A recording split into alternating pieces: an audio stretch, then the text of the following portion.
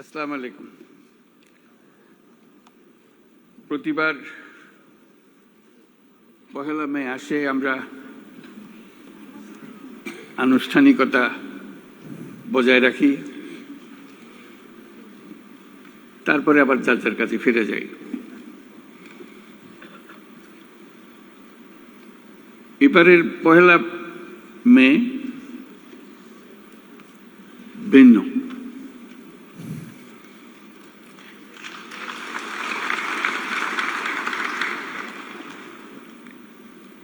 সেটা তো অভ্যুত্থানের মাধ্যমে যে সুযোগ আমাদের সৃষ্টি হয়েছে, সেই সুযোগ এই পরিস্থিতির আয়োজন করে দিয়েছে আমাদের কাছে।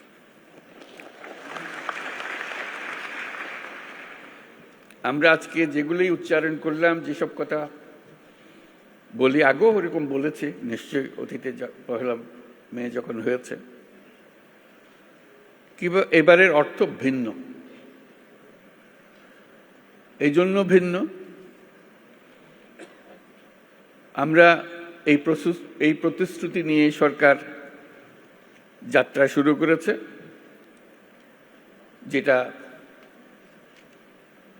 ছাত্র, শ্রমিক এবং জনগণের অভ্যুত্থানের মাধ্যমে যেটা আকাঙ্ক্ষা সৃষ্টি হয়েছে, নতুন বাংলাদেশ গড়া। এই নতুন বাংলাদেশ হবে না যদি শ্রমিকদের অবস্থা পুরনো বাংলাদেশের মধ্যে থেকে যায়।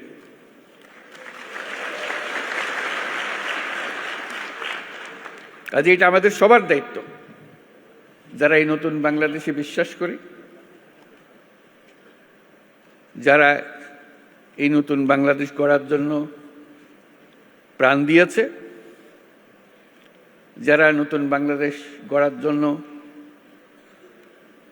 আহত হয়ে জীবনের সংগ্রামে রত আছে, আর যারা তাদের প্রতি সমর্থন দিয়েছে। এটা আমাদের দায়িত্ব এবং একই সঙ্গে এটা আমাদের মস্ত বড় সুযোগ। এরকম আকাঙ্ক্ষা আগে কোনোদিন একযোগে এত কঠোরভাবে সৃষ্টি হয়নি, আজকে যেভাবে সৃষ্টি হয়েছে।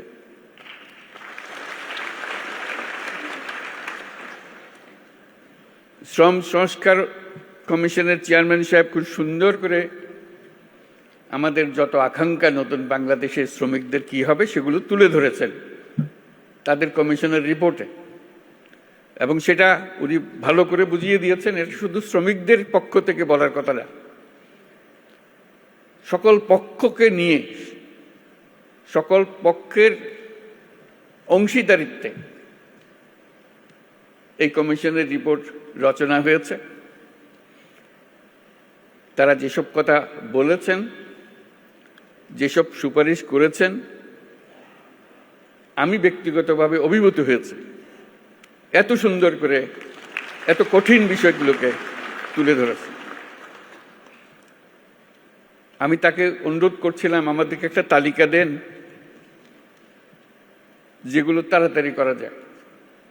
তিনি সঙ্গে সঙ্গে বললেন, আমি প্রস্তুত হয়ে এসেছি, তালিকা আপনার জন্য নিয়ে এসছি। আশু করণীয়, আমাদের দায়িত্ব হলো আশু করণীয়গুলো দিয়ে যাত্রা শুরু করা। এইগুলো করণীয়গুলো সমাপ্ত করার পরে কঠিনগুলো আস্তে আস্তে আমরা রওনা হব। কিন্তু এটা বাস্তবায়ন না করে জাতির কোনো গত্যন্তর নাই। এই নতুন বাংলাদেশ গড়তে হলে আর কিছু কাগজ দলিল থাকার না থাক, এই কমিশনের যে রিপোর্ট আছে এটুকু যদি আমরা বাস্তবায়ন করতে পারি, তাহলে নতুন বাংলাদেশের ভিত্তি রচনা হয়ে গেল। আমরা গৌরবান্বিত হয়ে বলতে পারব আমরা সেই পথেই যাত্রা করেছি এবং সে পথে চলা আমরা অব্যাহত রাখব। আজকে ভালো লাগলো সবার কথা শুনে, সবার সঙ্গে দেখা করে। আমাদেরকে সবাইকে অনুপ্রাণিত করেছে। আমি বিশেষভাবে অনুপ্রাণিত হয়েছি সবাইকে একসঙ্গে দেখে এবং সবার কথা শুনে। আমি লিখিত বক্তৃতাটা পাঠ করি।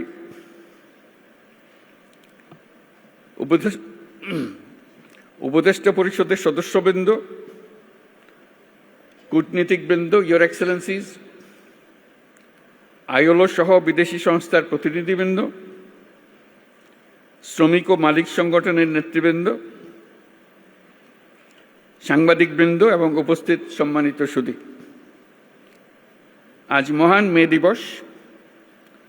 বিশ্বের শ্রমজীবী মানুষের সাথে সংহতি প্রকাশের এক ঐতিহাসিক গৌরবময় দিন। দৈনিক ৮ ঘন্টা শ্রম, ন্যায্য মজুরি ও শ্রমের মর্যাদা আদায়ের লক্ষ্যে 1886 সালের 1 মে মার্কিন যুক্তরাষ্ট্রের শিকাগো শহরে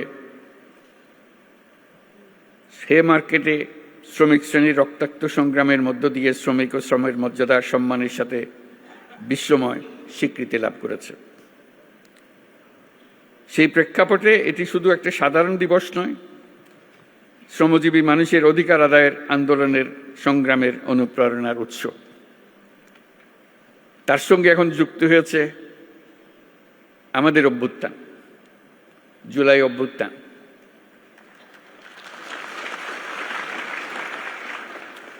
এই জুলাই অভ্যুত্থানের কনটেক্সটে 1 মে আবার নতুন বার্তা নিয়ে আমাদের কাছে আসলো। এবার আমরা তার অন্তর্নিহিত যে বার্তা, সেটা প্রতিষ্ঠিত করার প্রতিশ্রুতি নিয়ে আমাদের যাত্রা। শ্রমজীবী মানুষের অধিকার ও মর্যাদা রক্ষার ঐতিহাসিক এই দিনে যাদের আত্মত্যাগ ও রক্তের বিনিময়ে শ্রমিক অধিকার স্বীকৃতি পেয়েছে, তাদের সহ দেশের সকল মেহনতি মানুষের প্রতি রইল বিনম্র শ্রদ্ধা ও কৃতজ্ঞতা। এই মহান দিনে আমি গভীর শ্রদ্ধার সাথে স্মরণ করছি সেই সকল শ্রমজীবী মানুষের যারা 24শে জুলাই গণ অভ্যুত্থানে নিহত হয়েছে। এই বছর 1 মে এক অনন্য তাৎপর্যের দিন, কারণ মহান মে দিবসের পাশাপাশি একই সঙ্গে আমরা জাতীয় পেশাগত স্বাস্থ্য ও সেফটি দিবস 2025 পালন করছি। শ্রমিক মালিকের সুসম্পর্কের মাধ্যমে দেশের অর্থনীতিকে এগিয়ে নিয়ে যেতে মে দিবসের গুরুত্ব অপরিসীম। এই বছর মে দিবসের প্রতিপাদ্য শ্রমিক মালিক এক হয়ে গর্ব এ দেশ নতুন করে। আমাদের দেশের টেকসই উন্নয়নের জন্য অত্যন্ত তাৎপর্যপূর্ণ। এটি শুধু একটা স্লোগান নয়, বরং জাতীয় জীবনের উন্নয়নের ভিত্তি। কারণ শ্রমিক মালিক পরস্পরের পরিপূরক এবং তাদের যৌথ প্রচেষ্টায় একটি শক্তিশালী, আত্মনির্ভর ও সমৃদ্ধ বাংলাদেশ গড়ে তুলতে পারবে বলে আমি দৃঢ়ভাবে বিশ্বাস করি। একটি জাতির অগ্রগতির মূলে রয়েছে পরিশ্রমী শ্রমজীবী জনগণ এবং দায়িত্বশীল মালিক শ্রেণী। একজনের পরিশ্রম এবং আরেকজনের নেতৃত্ব, ব্যবস্থাপনা ও বিনিয়োগ মিলিয়েই বৃদ্ধি পায় উৎপাদনশীলতা, গড়ে ওঠে শিল্প ও অর্থনীতি।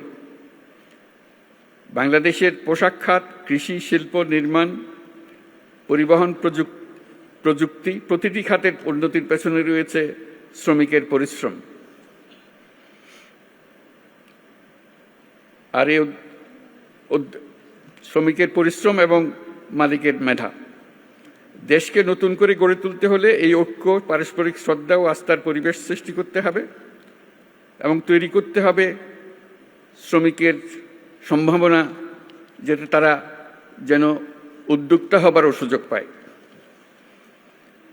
সুপ্রিয় উপস্থিতি, শ্রমিকের ন্যায্য স্বীকৃতি ও সামাজিক সুরক্ষা নিশ্চিত করতে আমরা প্রতিশ্রুতিবদ্ধ। আন্তর্জাতিক শ্রম কনভেনশন অনুস্বাক্ষরকারী দেশ হিসেবে বাংলাদেশের শ্রমমানকে আন্তর্জাতিক পর্যায়ে উন্নতিকরণে আমরা কাজ করছি। আমরা আন্তর্জাতিক শ্রম সংস্থার সাথে একটা রোডম্যাপ এবং ইউরোপীয় ইউনিয়নের সাথে একটি সময়াবদ্ধ জাতীয় পরিকল্পনা বাস্তবায়ন করছি। তাছাড়া যুক্তরাষ্ট্র সরকারের সাথেও একটি 11 দফা লেবার অ্যাকশন প্ল্যান বাস্তবায়ন করছি। আন্তর্জাতিক সংস্থা এবং উন্নয়ন সহযোগী দেশসমূহের সাথে আমাদের অঙ্গীকারের অংশ হিসেবে আগামী জুনে অনুষ্ঠিতব্য ১১৩তম আন্তর্জাতিক শ্রম সম্মেলনে বাংলাদেশ যোগদান করবে। এগুলো বাদেও আসল জিনিস যেটা আমাদের নিজস্ব প্রতিশ্রুতি, আন্তর্জাতিকভাবে আমরা কি করলাম না করলাম সেটা তো হবেই, কিন্তু আমাদের নিজেদের প্রতিশ্রুতি হলো আমাদের এই কমিশনের সংস্কার কমিশনের রিপোর্ট এবং তাদের সুপারিশমালা। সেই সুপারিশমালাই হবে আমাদের লক্ষ্য, যেটা বাস্তবায়ন প্রতিটি অক্ষরে অক্ষরে যেন আমরা বাস্তবায়ন করতে পারি, সেদিকে অগ্রসর হওয়া। নিরাপদ ও স্বাস্থ্যকর কর্মপরিবেশ নিশ্চিত করা শুধু শ্রমিকের অধিকারই নয়, এটি শিল্প অর্থনীতির উন্নয়নের অন্যতম শর্ত। শ্রমিকের জীবনমানের উন্নয়ন হলে তা পুরো শিল্প খাত এবং দেশের অর্থনীতিতে প্রতিফলিত হয়।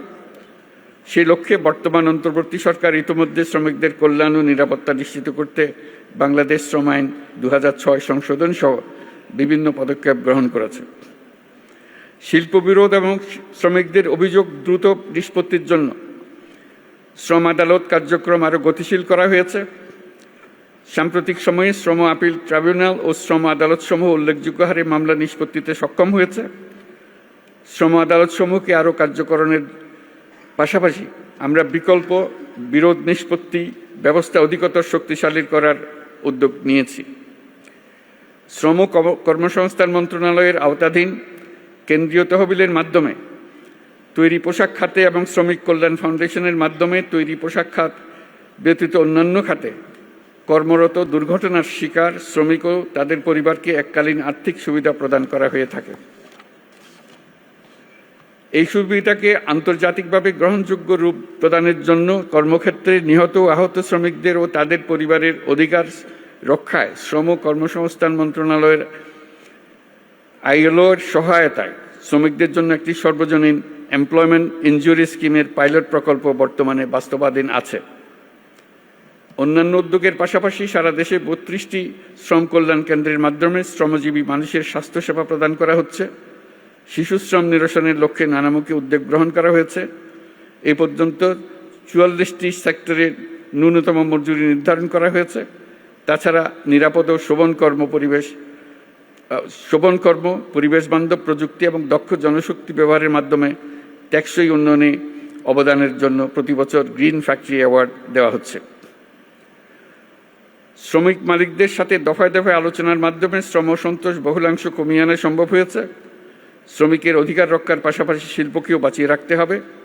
তাই যে সকল কারখানা ও প্রতিষ্ঠান বকেয়া বেতন থাকায় শ্রম অসন্তোষ তৈরির উপক্রম হয়েছিল, সেখানে আলোচনার মাধ্যমে যৌক্তিক পর্যায়ে বকেয়া পরিশোধের মাধ্যমে শিল্প কর্মপরিবেশ সচল রাখা হয়েছে।